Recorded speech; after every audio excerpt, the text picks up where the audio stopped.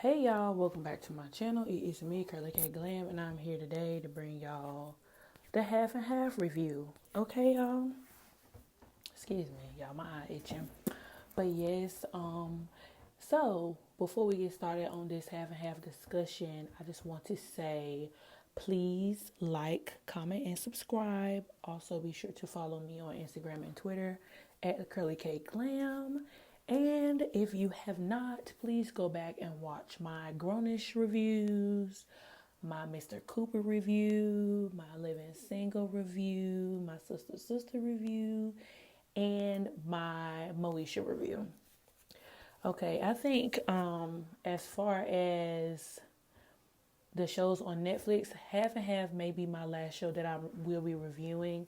Unless I decide to do the Parkers. I'm still not sure if I'm going to do the Parkers yet because the Parkers is more of a straight comedy show versus, it being, having like a actual plot. But overall, I'm just going to say, guys, that I really liked Half and Half, and it sucks that Half and Half basically just got lost in the sauce in terms of like it being a sitcom when it was actually on cable because that show was really good. I remember Half and Half coming out and it was part of that lineup, that weekly lineup that UPN had. Y'all, now my eyes burning. Jesus. But anyway, it was part of that weekly lineup along with Girlfriends and the Parkers and everything that came on. And that's when UPN was like the it network. It built itself up to be like a minority based network, and then every night it had something different coming on. But it was definitely the go to black station, I guess you could say, like BET. That's when TV was like really popping back then. And then of course Half and Half came out, of course, at the tail end of the 90s, and so we were going into the 2000s. And I'm just gonna start off by saying every character on the show served their purpose on Half and Half. I really liked Spencer. I liked Mona. I liked Big and Little Dee. Of course, Mona's mom was Rachel from Family Matters. Of course, Little Dee was Essence Essence Atkins, and she played on Smart Guy. So we were already familiar with her, as an audience of her and her acting. And apparently, my husband told me that the lady who played Mona, she actually was famous, and she had been in some movies with Dave Chappelle and stuff before she actually was on Half and Half. And of course, the guy who played Mona and Lil Didi's daddy, he had been in everything. There were tons of cameos in Half and Half. You had Luke James, who made a cameo. He was in the background with Tyrese. I don't even know if y'all peeped this, but Lance Gross was the delivery guy at the firm Lil Didi was working at. He was in the background. The guy who played Troy from Why Did I Get Married, the one who ended up marrying Sheila and helping her, become Snatch. He was in the episode. Mona also dated. Mona had a lot of boyfriends. So did Essence Atkins. Essence Lil Didi ended up dating Devin from This Christmas. I will always call him Devin because he was like, my name is Devin. Anyway, who else? They had tons of cameos.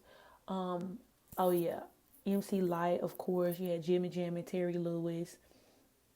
Who else did they have up there? They had a lot of people. They had a lot of cameos in this show. Michelle Williams, I saw her today. Once I was finishing the show, Taraji played and Half and Half. Who else? They had Kareem Abdul-Jabbar's son. Who else? They had so many people, y'all. But anyway, I'm going all on. Let me just start off with the positives of Half and Half.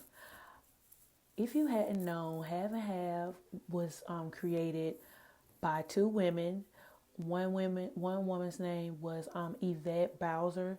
She was responsible for Living Single, and then the other woman's name was Winifred Hervey, and she was responsible for the Steve Harvey Show. She was responsible for In the House, and it was one more big show she was responsible for. Dang, it's slipping my mind right now. In the House, Steve Harvey, and it's another big black sitcom. It'll come back to me later, but it was about two sisters. They shared the same father and they had different mothers. Mona, which was played by Rachel True, she was the oldest sister, and her father was married to her mom for 3 years, and then they got divorced, and then he ended up marrying Dee Dee's mom, and they had been married on the show for 24 years at that point in time. They had been married 24 years, and so basically Mona grew up, for lack of better words, the black sheep of her family. She felt very left out, and her mom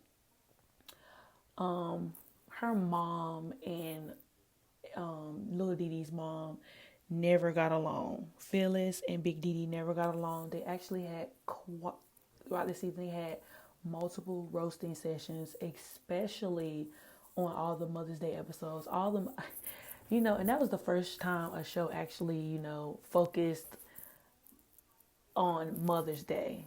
I know a lot of the times, we always get that Valentine's episode, we always get that Christmas episode, we always get that Thanksgiving episode, but we never really get a Mother's Day episode like that. So I thought that was very unique. But anyway, Mona was a A&R at a record company, and Dee Dee was in law school for majority of the show. She ended up graduating, and then she ended up becoming a sports agent after she couldn't find a job as a lawyer. Of course, Dee Dee grew up silver spoon fed. Her father was rich. He was very big in the real estate market, and he owned multiple buildings, and he even owned that building that they lived in. So Mona and Dee Dee lived in the apartment complex for free because their daddy owned that apartment complex, which I think is clutch. But I love the camaraderie of the actors. I love the show. It was funny.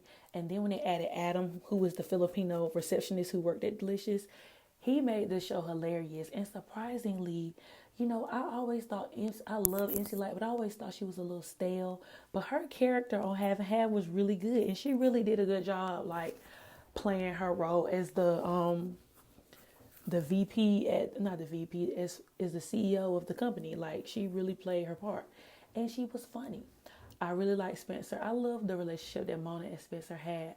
I was kind of disappointed that they never got together on the show because it was kind of like a tease, and I thought since they were best friends, sometimes you end up marrying your best friend. Typically, most of the times when people think about romantic relationships, they think of meeting someone and, then y'all date and then the relationship goes with there. But sometimes people literally have been friends with somebody for so long, and then they literally fall in love and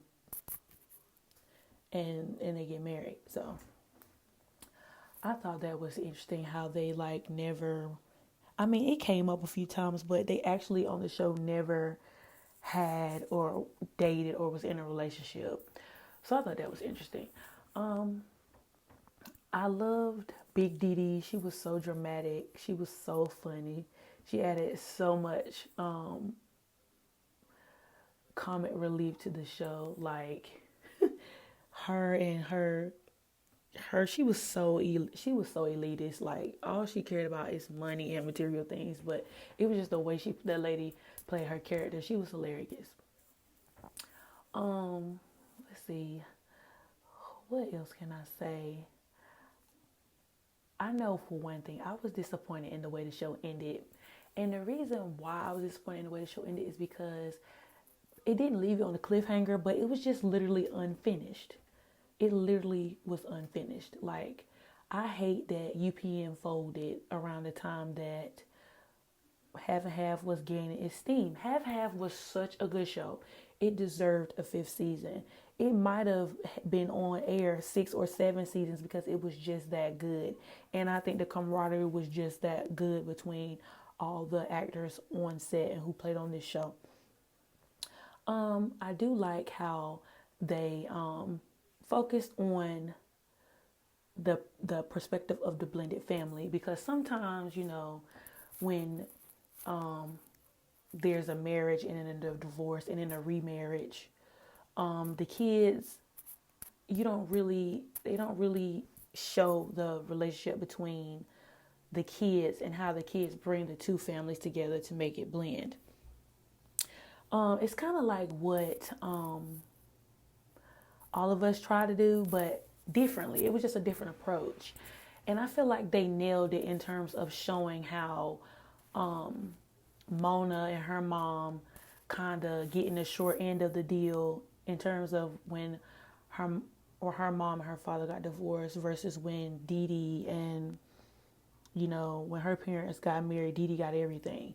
Now, I do think they nailed I think it was good that they showed like how a marriage and a divorce and relationship between the parents can affect the child. And Mona was definitely a product of that.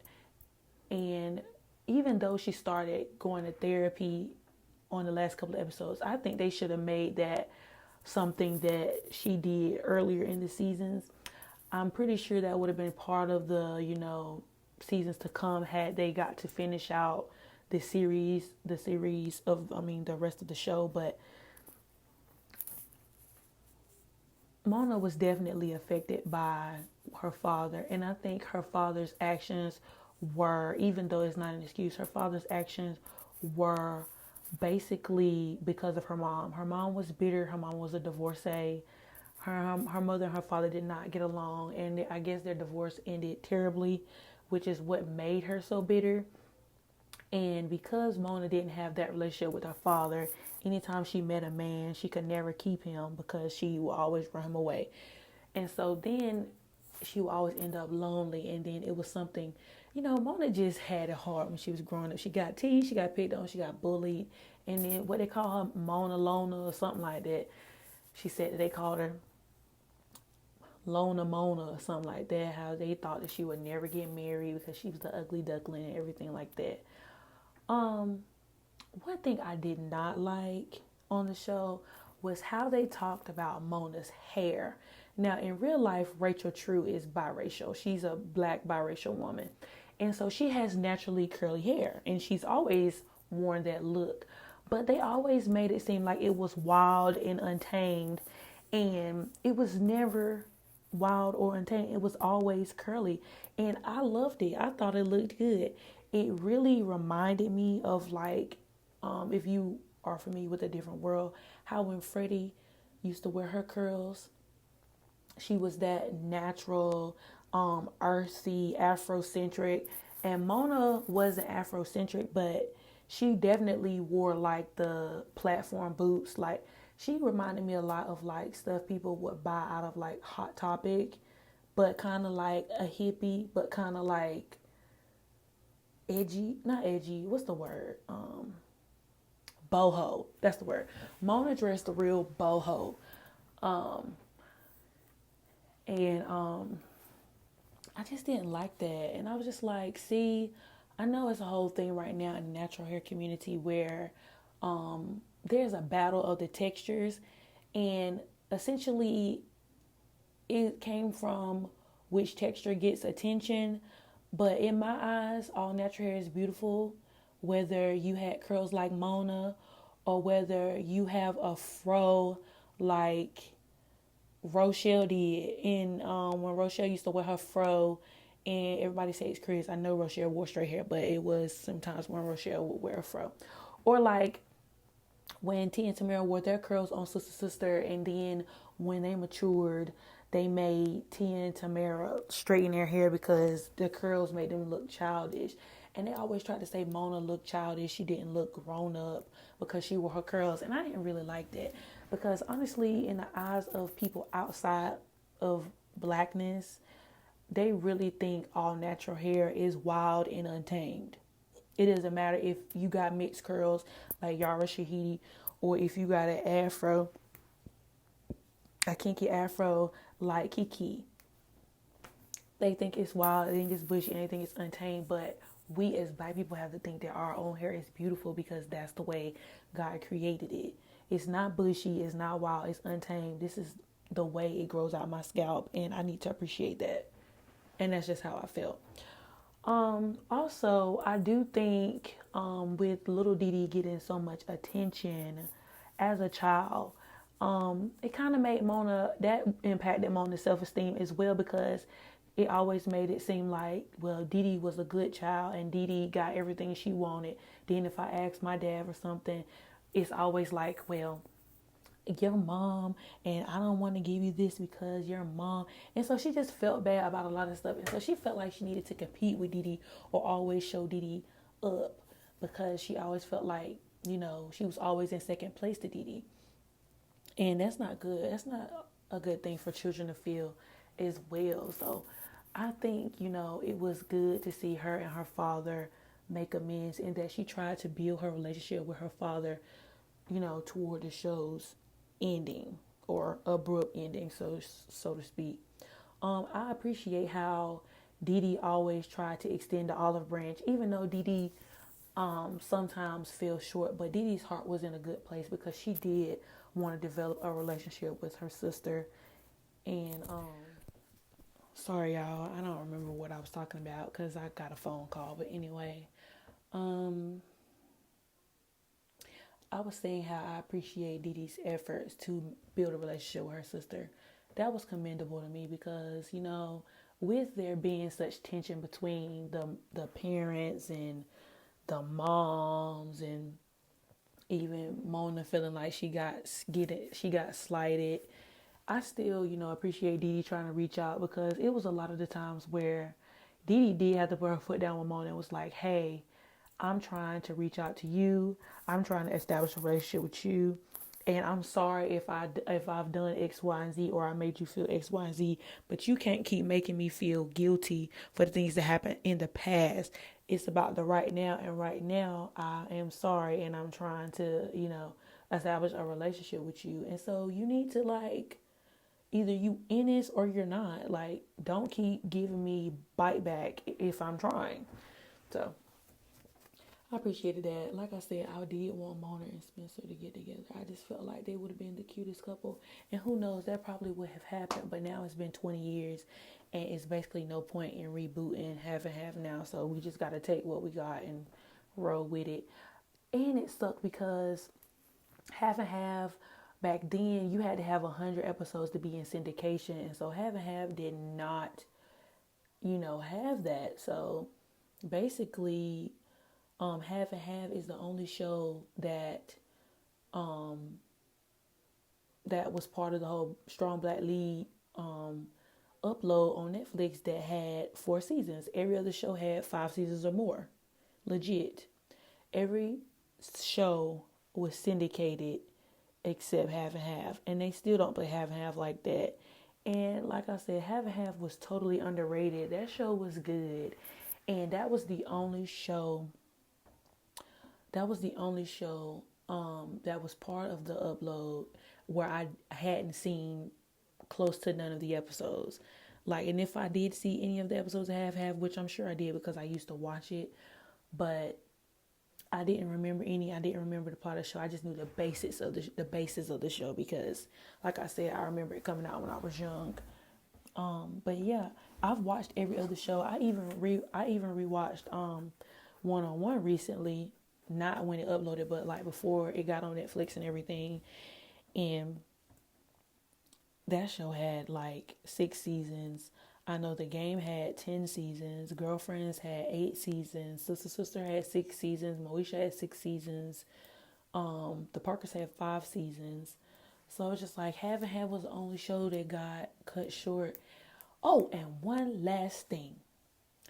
I was pissed at the way Living Single ended, but I appreciate the